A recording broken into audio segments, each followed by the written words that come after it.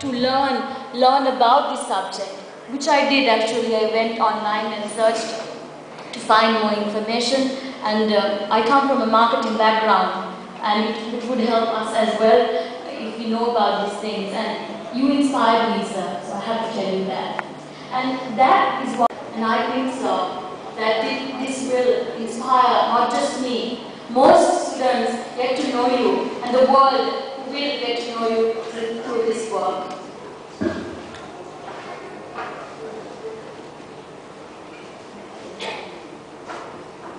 Now I would like to call upon T.R. Aliratna, Professor T.R. Aliratna, Dean, Faculty of Science, University of Colombo, to officially inaugurate the website and give a small introduction to this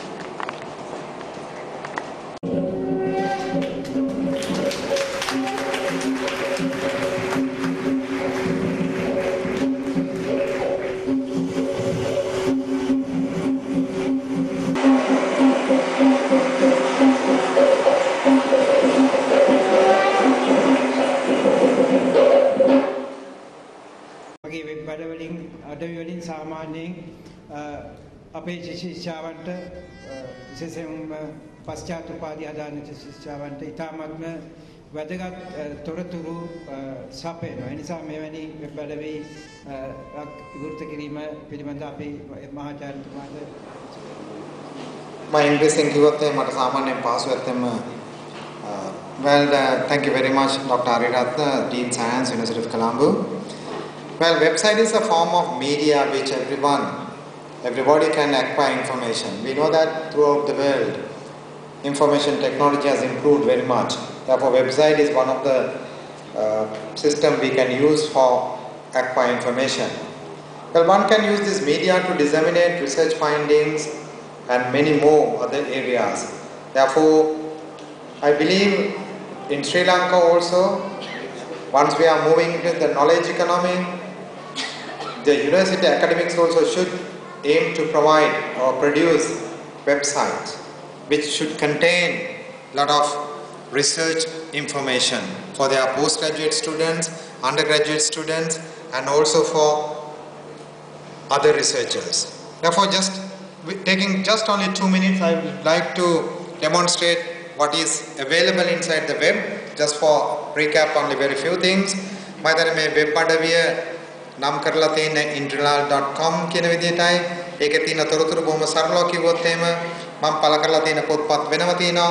උදාහරණයක් විදිහට එක පොතක් විතරක් පෙන්නුවොත් 2008 පළ කරලා තියෙනවා Construction and Analysis of National and District Life Tables of Sri Lanka 2002. එතන මේ ප්‍රොෆෙසර් කාලෝ ෆොන්සේකාත් මේ ගැන කතා කරුවා. Professor Carlo Fonseca මේ ගැන කතා කරනකොට කිව්වා මම කියපු දේ නැවතත් ඔව් කතා කරලා කිව්වා හම්බන්තොට වගේ දිස්ත්‍රික්කවල ඇයි කියලා ආයු අපේක්ෂාව ඉහළ මට්ටමක තියෙන්නේ. ඉතින් හම්බන්තොට වගේ දිස්ත්‍රික්කයක ආයු අපේක්ෂාව එච්චර ඉහළ මට්ටමකට රැඳෙන්න මොන වගේ හේතු සාධක කාරණා වුණාද කියන එක.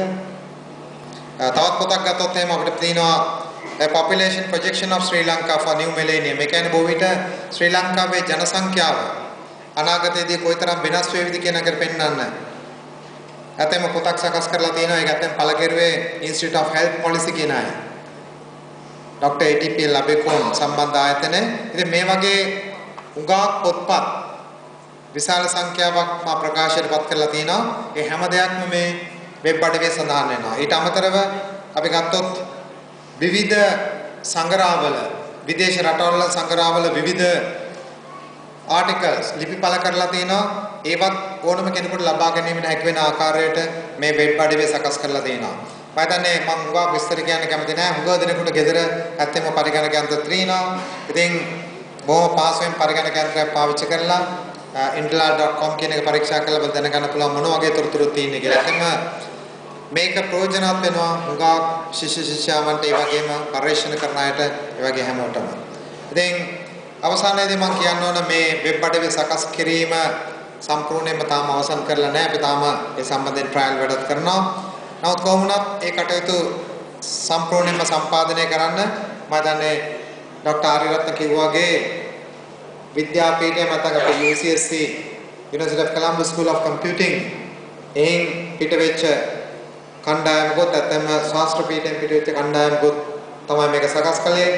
ඕනෙකින් කීප දෙනෙකුට මම ඇත්තම ස්තුති කරන්න කැමතියි මෙහිදී මිස්ටර් ලක්ෂ්මන් පාලිත රාජපක්ෂ ඒ වගේම මිස්ටර් මනෝජ් මීරංග තෙවරප්පෙරුම ඒ වගේම තවත් කීප දෙනෙක් මේ සම්බන්ධයෙන් උදව් වුණා. ඒ හැමෝටම ස්තුතිවන්ත වෙනවා මේ වෙබ් අඩවිය සකස් කර ගැනීමට ඉදිරිපත් වීම ගැන. ඒ වගේම මේ වෙබ් අඩවියේ තොරතුරු ලබා ගැනීම හැකියාව දෙන. ඉතින් ඔබට සුබ සන්ධ්‍යාවක් පතමින් මම නිහඬ වෙන ස්තුතියි.